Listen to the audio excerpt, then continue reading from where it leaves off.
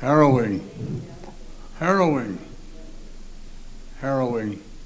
It's a word you don't hear every day, but I heard it 3 times this morning in 15 minutes. It was a radio journalist describing the situation for women in Afghanistan today.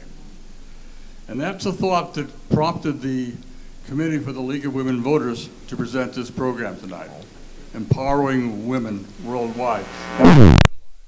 It's not just Afghanistan.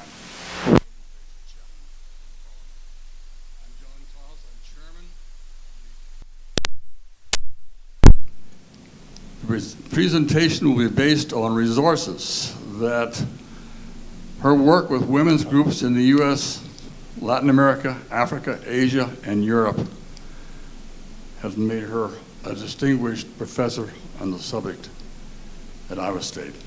Dr. Flora served 15 years as director of the North Central Regional Center for Rural Development, director of the Agricultural and Rural Development for the Andean region of Southern Cone in Latin America. Welcome, please, Dr. Cornelia Flora.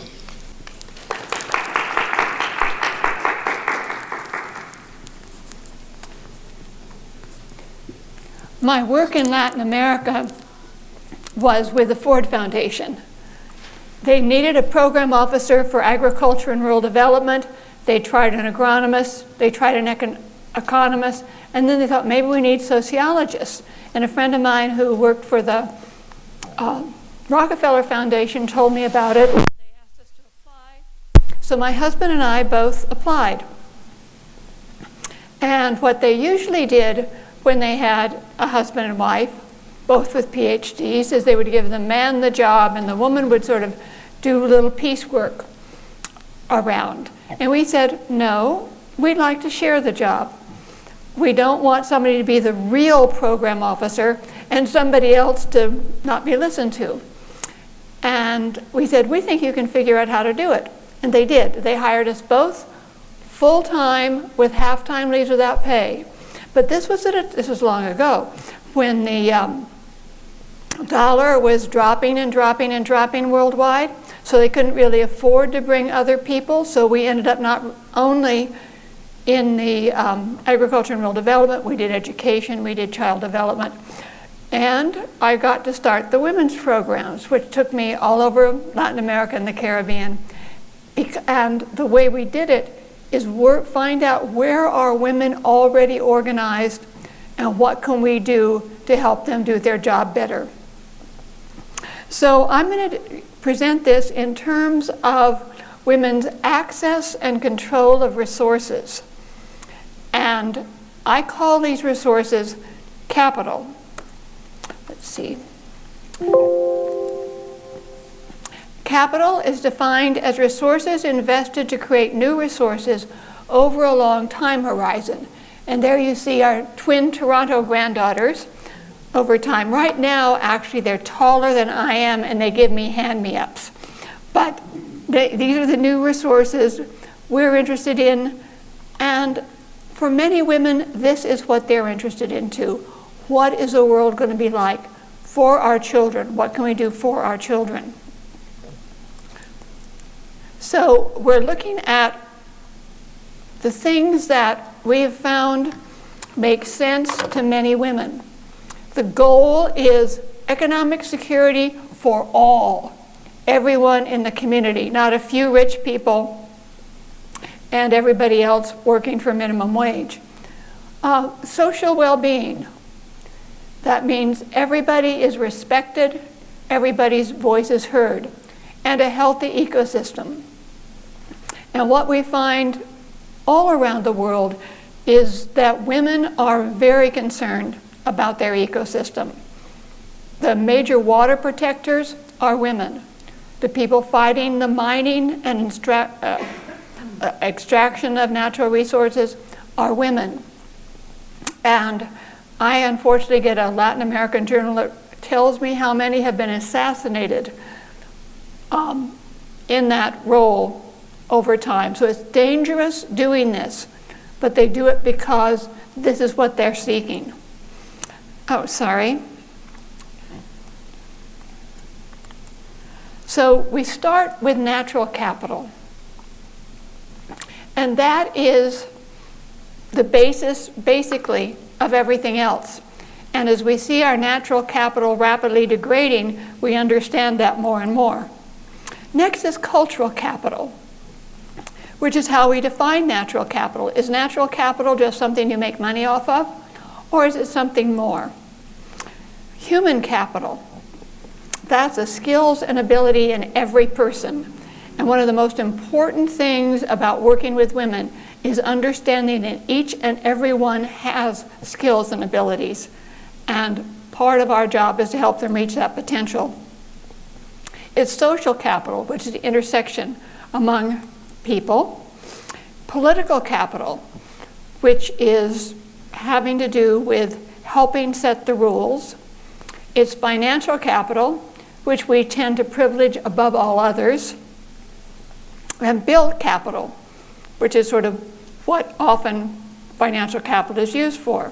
So let's get more into that definition. By natural capital, we mean air, water, soil, biodiversity, and landscape. Natural capital provides possibilities and limits to human action. Men and women have different access to and use of natural capital. In many, many places of the world, I would say even in Iowa, with increasing male-out migration, which is occurring all over the world, women often have responsibility without much control for both communal and individual land and production on it. So we find that women in vulnerable communities adapt to variable weather. It's getting more and more so. They save seed from diverse sources. I've worked for a very long time with the Hopi, which, as you may know, is one of the most arid places in the US. And they save a huge variety of seeds that they take very good care of. And they plant differently according to the weather. If it rains, you plant this. If it rains a little later, you plant something else. And if it rains even later, you get something else. It's this intersection of weather and what you do. It's not just saying, well, when do we plant the corn? Maybe what kind of corn you plant.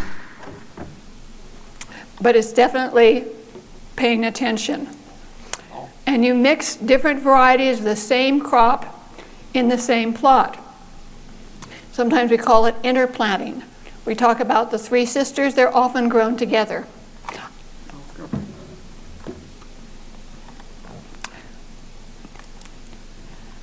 They have complex and diverse agricultural systems. And the reason they do is because, one, you're never sure exactly what's going to grow when, but two, they like diverse diets. So you can, if you have diverse animals and crops, you can be pretty sure your family is going to be fed. And they have access to a large variety of wild foods. When I worked with the Hopi, they were very careful to train people how to harvest the wild foods so they would grow back. Because if you rip out the wild plant, it's not likely to grow back. What people harvest wild around here more than most is mushrooms, particularly chikat. And so you have to be careful how you harvest them as well. And they closely observe what is happening to the flora and the fauna and adapt their livelihood strategies to them. Has anybody noticed how the squirrels are getting fatter and furrier as they're bracing up for winter? We have a feral cat, and he's skinny and not much hair, and in the winter he's just beautiful. He's fat and furry, and he happens to love my husband and I and scared of everybody else. So he's really fun to cuddle in the winter. So here the women are, and what they've been doing is making a map of natural sources. One of the things we learn to do when we're working with communities is you have men and women each separately get together and draw maps of the community and what happens. And the views of the community are very different in most communities according to gender. So we get some very interesting differences in the maps, and then they can discuss them. And here they're discussing how water is used in the various systems. This is in Ecuador. Cultural capital. This determines how we see the world, what we value, and what we think it possible to change. And what is frightening to me was how many people don't believe we can have any impact on COVID, don't get vaccinated, don't wear masks. How many people don't really believe we can do anything about climate change, so why change anything? Hegemony allows one social group to impose its symbols and reward system on another group. And a lot of what colonialism has done throughout the world, including when we came from Europe to the New World, is just assume everybody should be like us and try to make them that way. And it turns out not everybody wants to be like us. I had some women in Ecuador say, no, we don't, actually this is Peru, we don't want to be like you because you're not very nice to your children, you're terrible to your old people, and all you care about is stuff. They said, we care about a lot of other things. So if I understand that, I can work with them. If I think I'm going to make them just like me, I might as well leave. Not because it won't happen, but because I would be insulting their sense of values. So the first thing I have there in Spanish is cosmovisión, is spirituality. What is this? How does the seen relate to the unseen? It's symbols and sense of place. One of the things that many women in the Andes do is plant the placenta after a birth. It's not that they bury it, they take it and plant it around their pieces of it around their plants, because that is linking them and the next generation to that land. So that very careful sense of place as some place my people have been, I'm going to be in the future. One of the sad things we're seeing in Iowa is the sale of all these century farms to outside investors. Prices for land is high, so you can change it to financial capital. It's ways of knowing. How do you know about your soil? Do you take some and send it to the lab and find out NP and K? For some farmers and for women, you take a handful, you see how quickly it can fall apart, you can taste it. And some farmers I worked with in Minnesota would just get so excited when they found an earthworm in their soil, because we're learning now that microbes in the soil make all the difference. We can't see them, but if you're paying attention, you can see their results. And it's the language and the history. There's so many words that aren't translatable to English, just as there are many English words that aren't translatable to a number of other languages. These are culturally specific. So the language and the history is very important. Maybe I'm really old, but I remember when I first took anthropology, I was told that the Eskimos have 7 names for snow. But what they didn't tell us is that's because they see 7 different kinds of snow that we're blind to, that there's a reason for those different names. And it's the history of your family, of your community, of the land, and all. It's the ways of acting. One woman on the Standing Rock Reservation told me her mother or grandmother had taught her to know the shoes of everyone in her tribe. What does it mean when you're learning people's shoes? You're looking down, right? Now, what do we think when we meet somebody who keeps their eyes down? That's not our way, right? We think, what are they hiding? Or that person has no confidence. Whereas, in that setting, it shows you're polite. So these different ways of acting can be very misinterpreted in different places. And also, definition of what is problematic. What can we do something about? And so often we're told, well, there's nothing you can do about it. But part of empowering women worldwide is to realize, yes, we can act, particularly when we act together. So cultural capital is really important as women observe what is happening to these changes. And they adapt their livelihood strategies to them. Women are very often in charge of animal care before you get industrialized animals. They do seed saving and they do marketing in the Andes. And I see the same in Africa as well. Now, this is just a cultural capital joke about the divisions. Local and traditional knowledge is appreciated and enhanced. Cultural differences are recognized and valued. We're coming to the point in our society where cultural differences, if you're different, must be because you're evil. Instead, we value it. It's so exciting to meet somebody who has a different interpretation. We learn something from that. There are mechanisms to maintain ancestral knowledge, particularly of foods. How many people have a recipe from their grandmother that they use from time to time?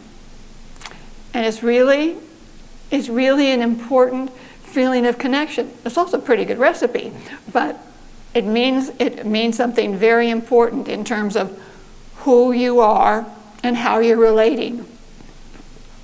And communities are willing to take the time to understand and build on different ways of knowing and doing. That, I think, is probably one of the hardest things we're finding now. The joke is, I love this cookbook written by the Shaw sisters. One's a Buddhist vegetarian and the other's a meat-eating hunter-rancher. Listen to this. Not man-eating. Lambs are intelligent, sensitive creatures, and they form complex communities. You can bake them, broil them, cut them up in, skewer them, boil them, and chop them up into sausages. And he says, does the whole book read like that? Which are these two very different worldviews in the same family. Human capital.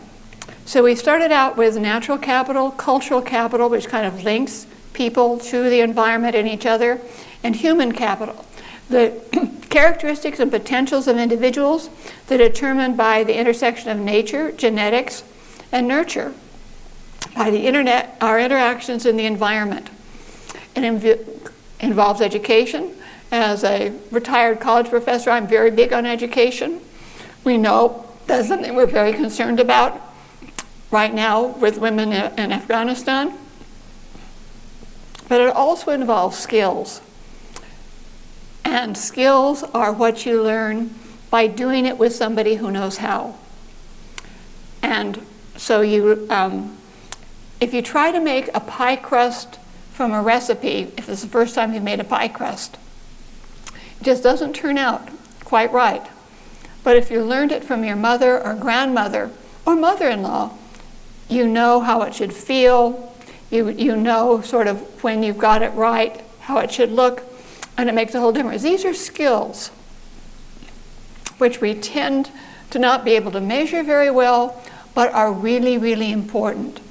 And part of organizing women is to build on those skills. It's health. And health is becoming a really big issue now. obviously with COVID. We also see that deaths from drugs are going way, way up, particularly heroin and opioids. We're seeing an increased level of babies dying of syphilis. We have all sorts of health problems that we're not dealing with because we're simply not aware. And one of the things that has happened when we've cut the budgets, we've kept the military budget right up there and put more money into it. But they cut back enormously on the human services kinds of bureaucrats. And when they moved the federal offices to both Grand Junction, Colorado, and to Kansas City, they lost a huge number of professionals in USDA and in the Department of the Interior. And they particularly lost people of color, which means these agencies are not there to act. And it's also self-efficiency. Do you think I can do that, or self-efficacy? I can do that. And what we're looking to try to build is collective efficacy, that we can do this together. So human capital is interesting. We see in many parts of the world, young women have the same level of formal education as men. That is to say, when they're in first, second, or third grades. But older women are likely to be monolingual in an indigenous language and illiterate. So the problem of this intersection of age and education, but also access to education. And as rural schools close, as people leave, as teachers leave, it's harder and harder for girls in Afghanistan, in Africa, in Latin America to get an education. As males migrate elsewhere as part of the family's strategy to adapt to climate change, women take over many productive activities that were traditionally performed by males, but have not had that skill building that boys had when they were learning from their fathers. And advocacy coalition research teams, this is a kind of group that we put together, encourage younger women in particular to take leadership roles. And that leadership role can be the people who know how to read are teaching the others. It can be that you're organized and go to the county seat and say, we need this. So next I'm going to talk about social capital. It's mutual trust, reciprocity, and reciprocity is not, I'll scratch your back and you scratch mine. I'll give you this campaign donation if you make sure they don't tax my earnings. It is Grandma, the Boy Scouts will shovel the walk of Grandma Brown, and Grandma Brown will bake cookies for the bake sale. That's the kind of reciprocity which means I'll do something with the community and so will you. Collective identity, who are we? And that I think becomes very important, and I think that again, in our country we're perhaps using this, but women's groups can form a very important part of collective identity. And it's a sense of a shared future. And unfortunately in the US, our sense of a shared future is a little bit warped. We have the notion of a limited good. So if that group gets something, it means my people don't get it. Rather than, if these people can do well, then all of us do well. Those are two very different views of a shared future. But the shared future is, if we do well together. And it involves working together. So when somebody new moves into the community, you immediately give them a job. I live in a community where you had new people carry the bales for people to sit on during the homecoming parade. You involve them, and it made a difference. They were now part of the group. Women can create bonding social capital with technical assistant providers. So that one of the things that I've learned is I don't talk about technology transfer anymore. I talk about technology adaptation, because you show people something and they figure out how to make it work even better in their situation. So it's mutual learning rather than I'm just going to teach you. And we find that working for a cause, such as advocacy coalitions, helps women's bridging social capital. That means reaching out to the outside as well as inside the community. Political capital. It means our norms and values as a community are turned into rules and regulations that are enforced, and this determines access to and distribution of resources. One of the problems that we have in Iowa, and it's for men and women, is that we have seen the usurpation of power by the state. So the Jesuit principle of subsidiarity, the decisions are best made where they most impact people, are now made at the state level. So you can no longer decide, the county commission can no longer decide if there are going to be more CAFOs in the county. That has to be decided on this weird thing called the master matrix that is determined by the state. Then we can't require vaccinations, and we can't require masks. This is taking away power from school districts and situations where people probably need to be vaccinated and masked. It means grassroots organization, connection between the base and organizations at other levels. So part of what you can do is, as an outsider, is make those linkages. Right? It means a voice for excluded people and access and use of power.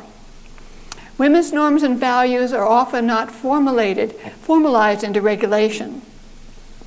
Women in many countries do not have little ability to influence the distribution of family, community, or regional resources. Rural women generally participate very little in organizations managing natural resources and are not comfortable around powerful people who do control them. Their strategic interests are not part of the natural resource management agenda. By strategic interests is the things that women do to keep their family going. So political capital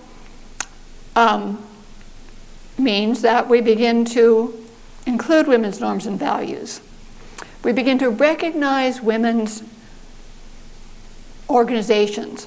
It can be an informal group of women, but when you can make a name, have it recognized, this gives it a chance to move into more powerful decision making. And finally, you want to get people working for a cause. Generally women will organize to make something better for their children in the community, as opposed to, I'm going to get my master's degree, in terms of getting organized. Now, when they do that, they may find ways to improve their education, but generally it is not the case. Okay, financial capital, this is our very favorite, right? We put everything in terms of financial capital. I don't think any of you are old enough to remember Tom Lehrer. And his favorite song of mine was, which I will not sing, is GDP is rising, GDP is rising, GDP is rising. You can't drink the water or breathe the air, but GDP is rising. And we're now finding a lot of economists even thinking we need other measures of how well we're doing. So financial capital is loans and credit, investments, taxes, payments for ecosystem services, earnings and savings, and grants. And one of the really important things that have been put into place have been these financial circles where women pool their resources and then allow each one to borrow and pay back. So these It's called Grameen lending, and these have made a big difference in women's lives, but it's made a difference for their families and their communities. And of course, the favorite one that everybody likes is grants, but there are not that many of those, and the grant should be to empower women to access these other resources. Women generally have little access to savings, which they mainly use for household emergencies. Women's groups receive donations, but charities such as the Vaso de Leche program create dependency. And the kind of charity that we're looking for is you help somebody raise dairy goats so they will have their milk every day that they can raise themselves. And many women want to invest in their own land or their animals. So financial capital, women are often traders and dominate in economic activity, but it's generally quite informal. Their value chains are different than those of men because they raise stuff, they know where they're going to sell it and where it goes. Women process fiber. Our grassroots focus on climate change can highlight and further integrate marketing into family and community livelihood strategies. Now we'll turn to built capital, which are dwellings, sewers, roads, health centers, electronic communication, machinery, and technology. But poor rural women have little access to infrastructure, which could decrease their domestic work or increase their productive efficiency. One of the things several projects have been doing is making equipment that women can use. Inappropriate technology has negative impacts on natural and human capital, particularly women. I'm part of a project still that I really admire called the Sustainable Intensification Innovation Lab. And one of the things that they did was make agronomic harnesses for both cattle but also for donkeys. You know the traditional ox bow that goes over the animal's neck? That's really hard on the animal and you don't get full power. So they put them across the animal's chest, which makes it easier for the animal to pull. And so the animal is healthier and you're much more efficient, doesn't get tired as much. And women and children now can use the donkeys a whole lot more. So you're using both. Often your milk cow will also be your animal traction. But so this notion of appropriate technology that fits the user as well as the ecosystem. So now we're moving to build capital. We talked a bit about this infrastructure, which could decrease their domestic work or increase their productive efficiency. Inappropriate technology has negative impacts on natural and human capital. I spent yesterday all day at a soils conference, and we learned how bad plowing has been for our soil, and those negative impacts increase. So now we're realizing there are all sorts of other techniques we can use that will actually increase productivity but not be as damaging. But it takes us a while to learn. Women have increased the use of cell phones. It's grown, particularly in recent years, to access information, mostly about prices, volumes, and possible markets. And I saw this in Bangladesh, where women were using cell phones to figure out what it is they should be marketing where. And collaborative approaches can begin to change these patterns of ignoring what women need and how women can build capital. So we're seeing women, particularly poor women around the world, battered by climate change.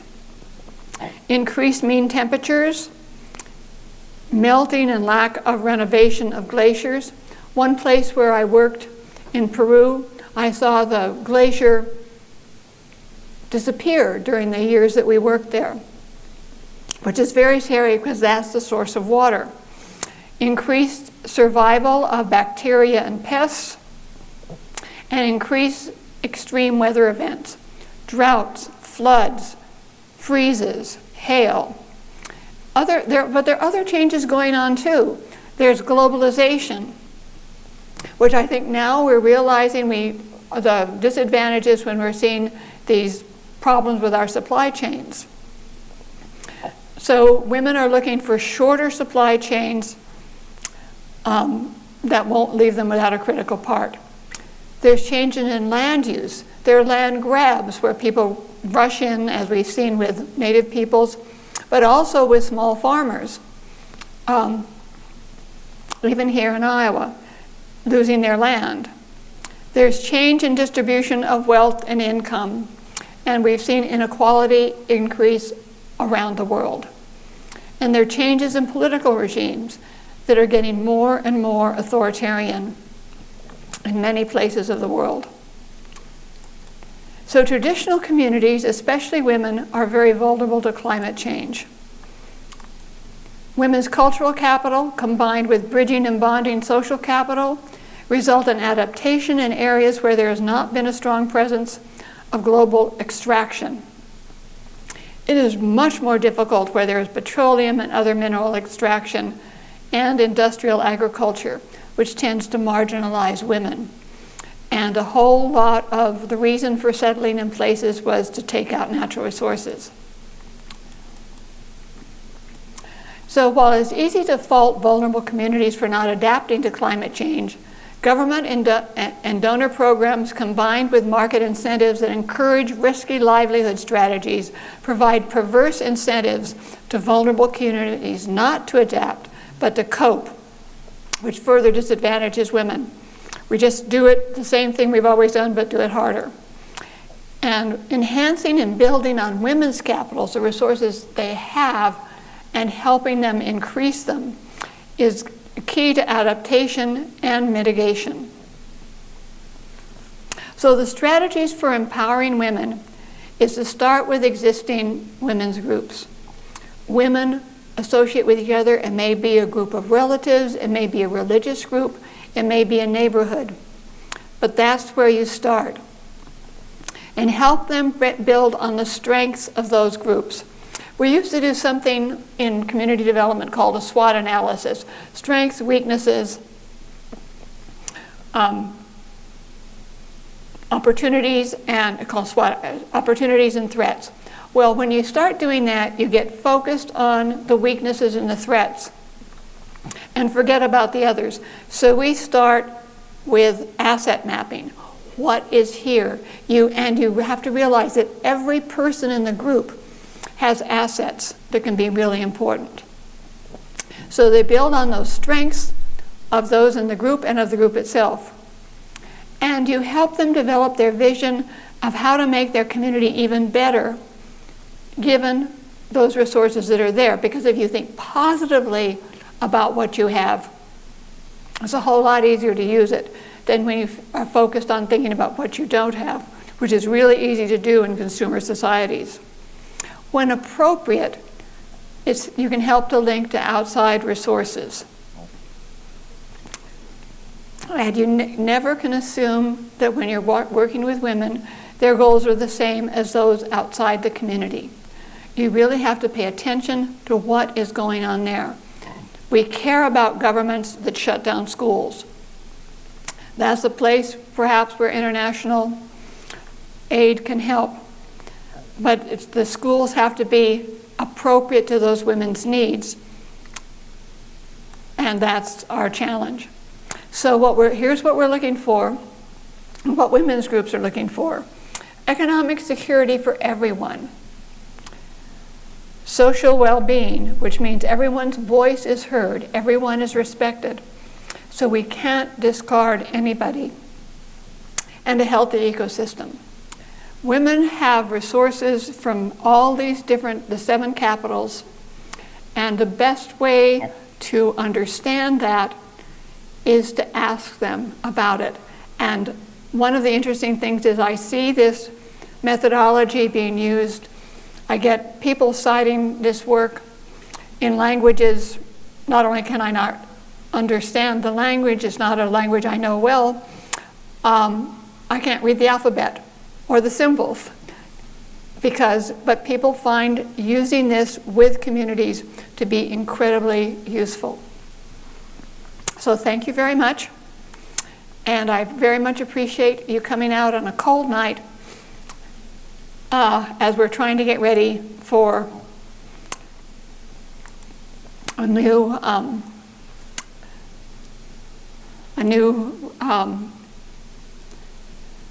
week and Thanksgiving. Thank you very much, Dr. Flora. Can you hear me all right? Thank you very much. Really thoughtful insights, incredible insights that I think inspired some questions for all of us.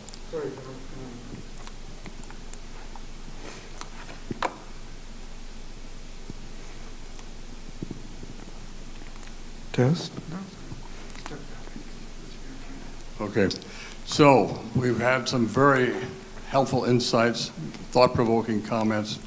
So what are your questions? Do you have any questions or comments? Or comments. Comments are more interesting than questions. Comments and questions.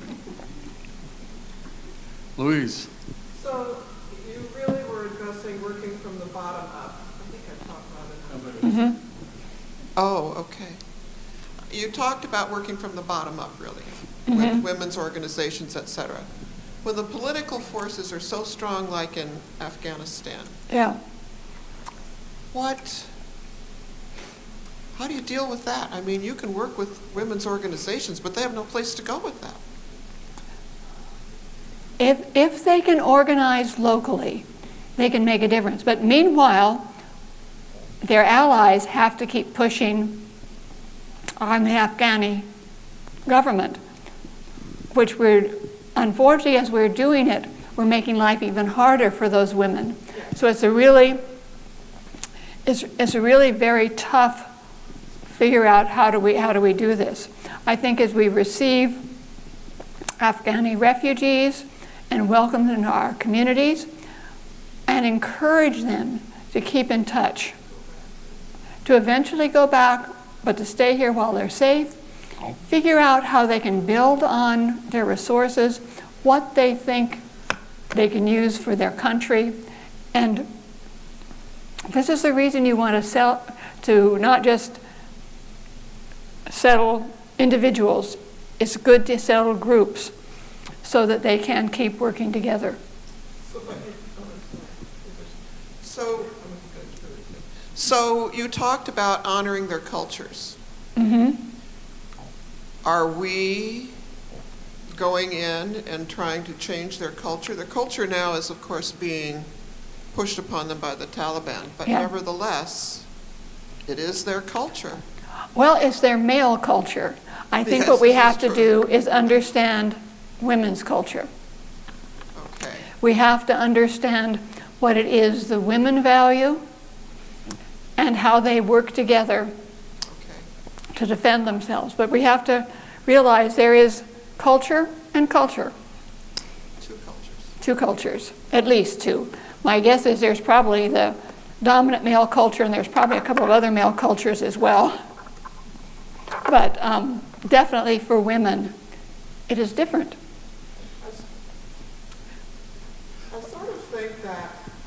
I sort of think that we developed in the caves as prehistoric, and he was bigger and stronger. His job was to go out and hit something over the head and bring it home to eat. Her job was to avoid getting hit. Yeah. Yeah. And she became wiser and more sensitive to the outer, emotions and things like that. So now you have this hammering down because they're bigger and they're stronger.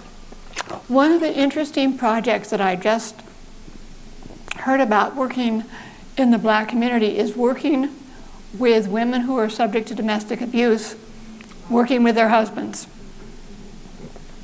bringing their husbands together, talking about it, helping men form groups to discuss this, because domestic violence is a great problem for a great many people, and unfortunately, the more insecure men are, the more likely they are to hit out. That raises a question for me, Dr. Flora. And 2 times in your presentation, you mentioned the out-migration, the migration out of men. Now, I didn't really understand what the dynamic was, but I think you were indicating that with the out-migration of men, then women formed new strategies and new methods to cope and to deal with that situation. Are men abandoning? Is that out? No, migration they're going to cities or neighboring countries to earn money to send back. This is not an irresponsible leaving, it's a leaving as part of a survival strategy for the household. And I saw this a lot in Cambodia, where the men would migrate to Vietnam for better jobs, and the women would stay at home and keep things going. But it meant the women had to have a lot more organization support working together to make that work. But I should have made that clear. The men aren't just saying, boy, it's a mess here, I'm out of here. It's that it's male contributions to the household. And sometimes actually people will have their daughters migrate because they think they'll be better off. That may or may not be the case. Sorry.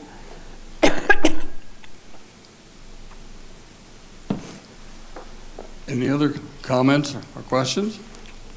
I also find it very gratifying that now that indigenous women they're in the news because we know that they're being beaten and we know that they're being killed and that law enforcement doesn't help them. But that it's getting attention is a step in the right direction.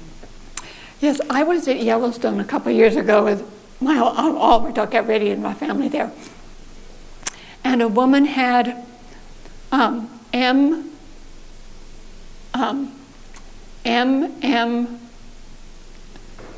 on her t-shirt, and I said, what does that stand for? And with a picture on it. And I said, what does it stand for? She says, missing murdered women. And she said, this is my sister. She's one of them. And so making this a public statement, being willing to talk to someone, and she was an indigenous woman, really is important. They also have to change the laws that allow for that kind of abuse to go on reservations. Yep. And abuse not only by men on the reservation, but also by folks who come on the reservation. Exactly. I'm going to go get my Kleenex out of my pocket. Any more questions or statements or?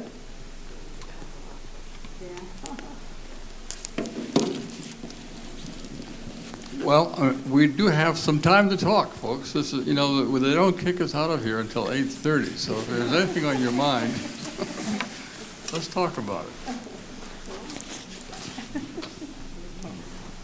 So it sounds like it would be important to create safe structures for women. Yes. To work within, to not be afraid to speak out and take action. And in Afghanistan, that would be very important, some kind of structure. Yes. And that structure is both, actually utilizes all the capitals. Okay. You need to have a place where they can be safe in terms of the ecosystem. You need to have the women feel safe. You need to have the human capital there so they know how to respond to threats. You need to have the political capital so you know who to go to. So I think this ability of women as a group to form linkages to men's groups that can help provide that protection, which means finding men who care. They are there in Afghanistan. So we've been speaking about other countries. Within the United States, what do you see women's position at this point? And we've already spoken about indigenous women, and all the different things that we've discussed tonight. Where could we improve? I think we could improve, again, by fostering more women's organizations. We're seeing that there are a lot of services, and again, I'm sorry, I'm a rural sociologist, so I'm particularly concerned about rural, but I'm also concerned about poor places in cities where we see what's happening to the homeless.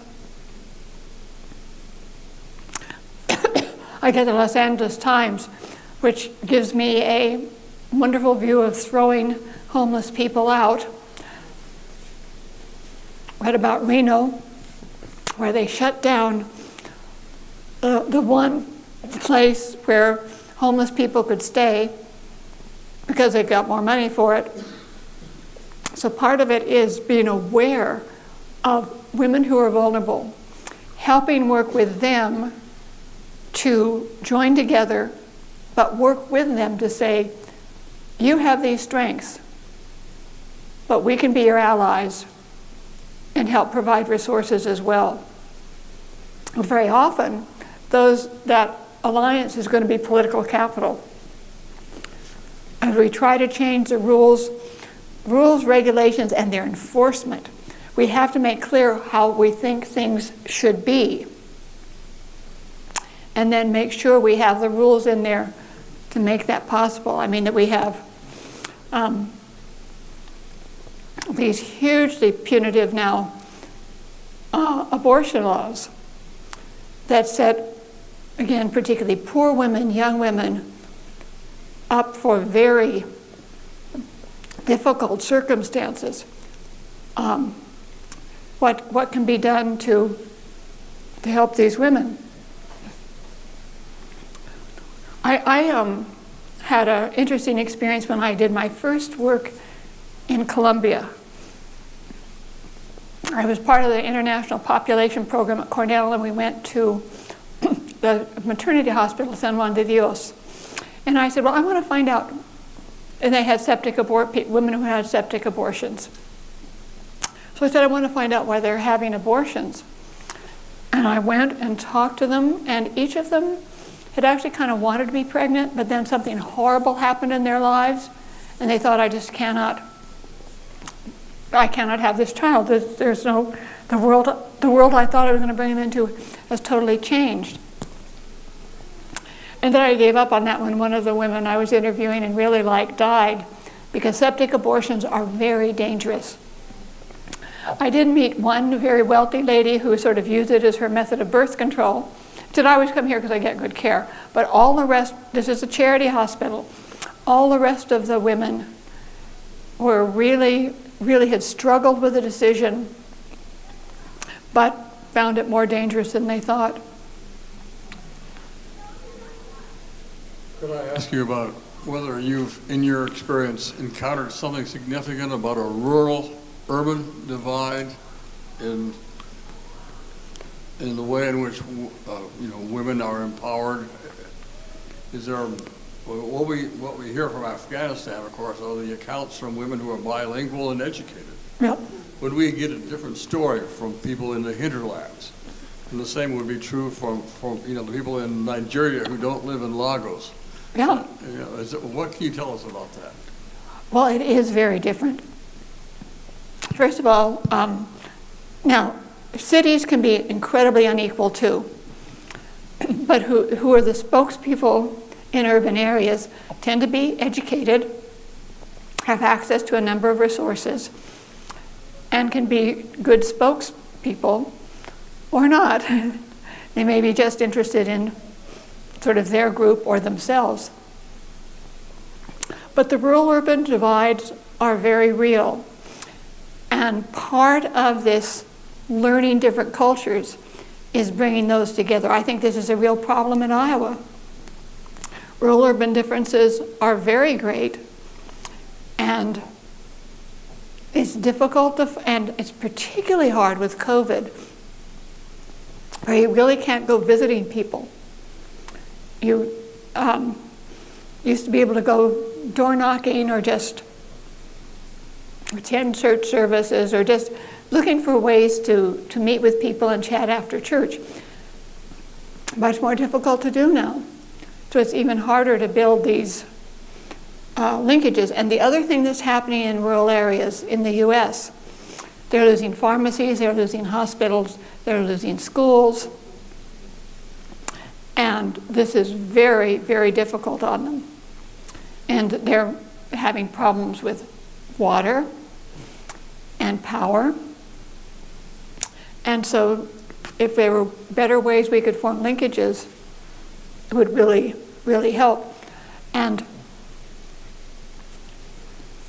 women's issues are, some of them are the same as men, but particularly in terms of things like healthcare. Things your pharmacist can tell you that if it's a CVC, although CVC's, I just read, is going to close 300 of their stores,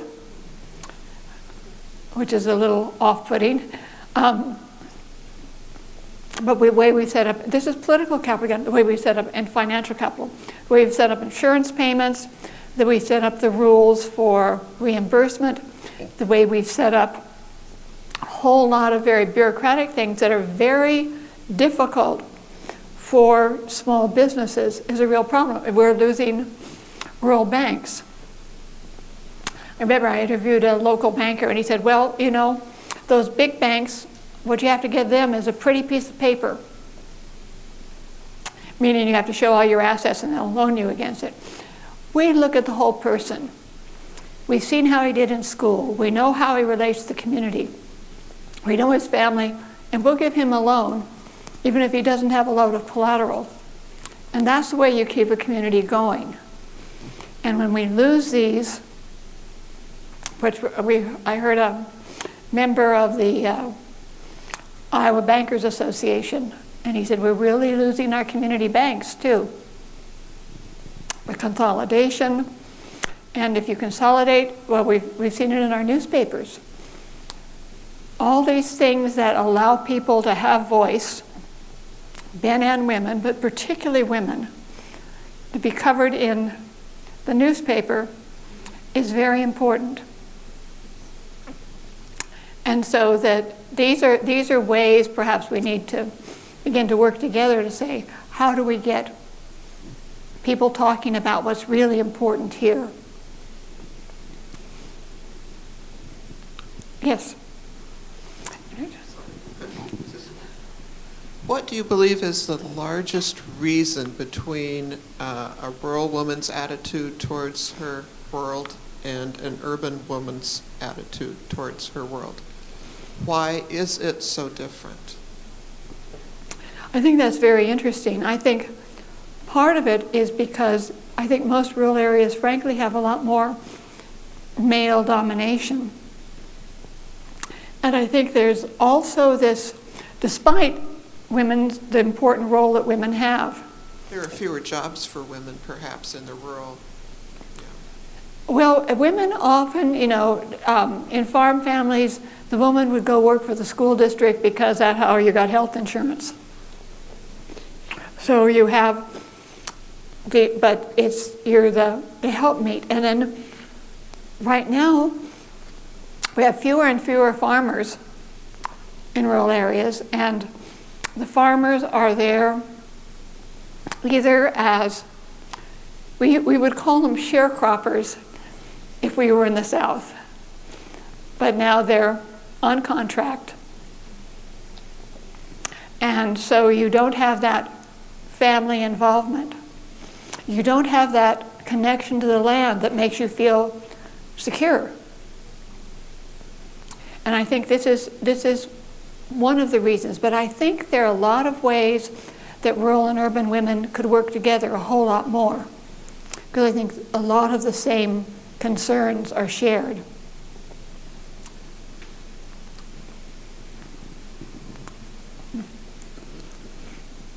Well, I think we could keep you here all night, Cornelia, if we allowed ourselves to do that, but it's been a very, very good conversation tonight.